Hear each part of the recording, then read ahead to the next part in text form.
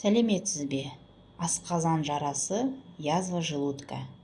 Міне, мына сусын асқазан жарасына нағыз ем. Кімде гастрит, асқазан жарасы, үнемі кекіру және асқазан күйдіріп ауырғанда осы сусынды ішсеңіз өте пайдалы.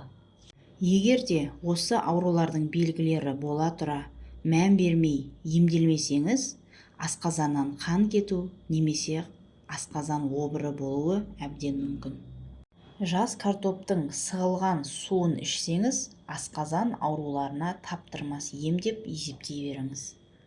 Жас картопты алып, қабығын ашып, жуып, сок сыққышпен 200 мл сусын дайындаймыз.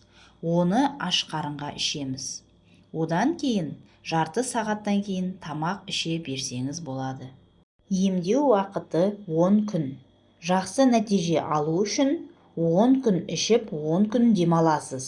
Осылай 30 күн ішесіз. Бұл сусынды дайындау өте оңай. Әр сусынды жаңадан дайындап ішу керек. Тоңазытқышта сақтауға келмейді. Ем болсын. Егерде сізді асқазан жарасы, қыжыл, гастрит мазаласа, осы рецепті сақтап, жасап көріңіз. Бәріміз қуырылған және ащы тағамдарды ұнатамыз және көп жеп қоямыз. Осы рецепті өзім пайдаланып көрдім. Асқазандағы қыжылды бірден басты. Дәрілердің көмегі болмады. Ол үшін бізге жас картоп керек. Оны теркадан өткізіп, шырынын сығып аламыз және оған алоэ шырынын қосамыз. Дәріханадағы алоэ да жарайды. 3 ас қасық картоп шырынына 1 шай қасық алоэ шырынын қосып, аш қарынға ішу керек.